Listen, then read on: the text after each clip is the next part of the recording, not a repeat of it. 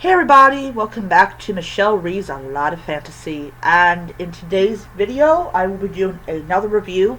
This is Red Rising by Pierce Brown. This is the first book in the Red Rising series.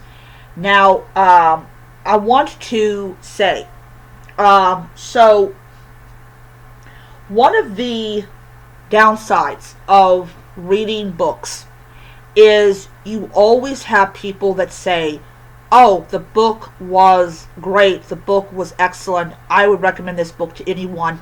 And then you sit down and read it, and it's like, oh, okay. But I have been hearing nothing but great things about Red Rising, and I kept on hearing it, and the hype got up and up and up and up, and I'm like, okay, alright, I need to read this book. Alright. So Red Rising by Pierce Brown is about a guy called Darrow. And Darrow is a miner on Mars. And he is a member of the Red, the Reds. They, has the sigils on the hands and everything to identify that they are red. So what ends up happening is his wife, I believe I'm pronouncing her name Io, but I might be butchering the name. She ends up doing something that is forbidden by the powers to be, and I believe it's dancing and singing are the ones that are prohibited. And she ends up being executed for what she's done.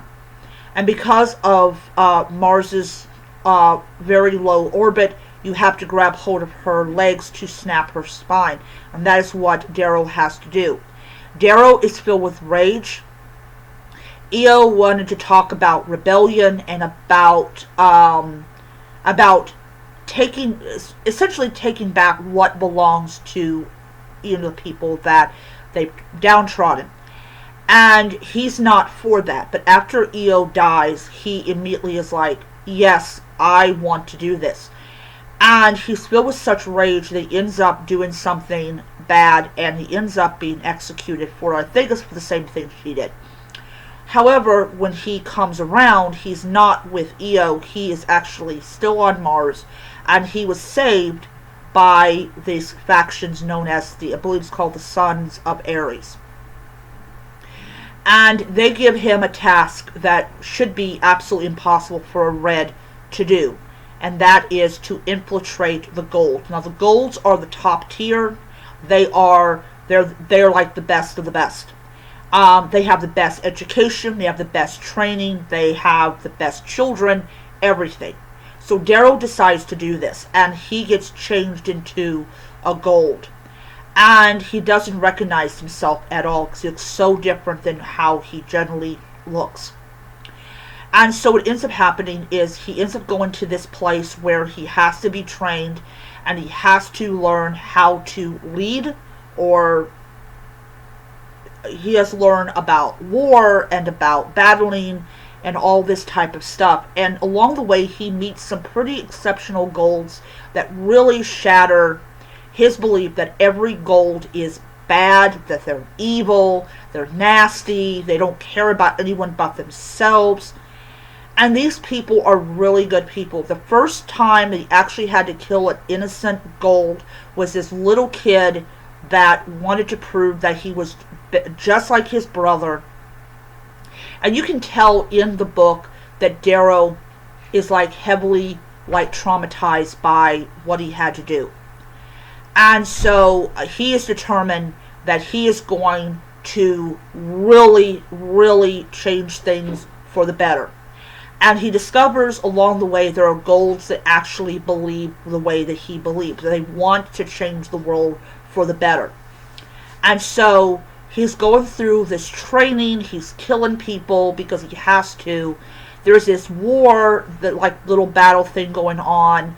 And all in all, he discovers that there is no such thing as one true side of these Gold elite, that they are multifaceted, and they definitely are not as evil as he thought they were. Now, there are evil people in this book, they are, but not everybody that's Gold is evil, and it really shakes his belief. But he discovers there's someone among them that knows that he is a red, and however, this person who knows that he's a red has a lot of power and influence, and decides, hey, he could be helpful, he could be beneficial. All in all, absolutely loved this book. I cannot believe it took me so long to actually sit down and read this book. I have it in my cart on Barnes & Noble. I will be picking it up. And by the way, I actually got the second book because I want to follow this guy through his trials and tribulations and everything. But I won't be doing that for a bit. I'll be doing that next couple of days. So anyways, I gave this book 5 stars. It was so good and definitely worth the time. Alright, that is my video for today. I hope you guys enjoyed it. And until next time, keep reading those fantasy books. Bye.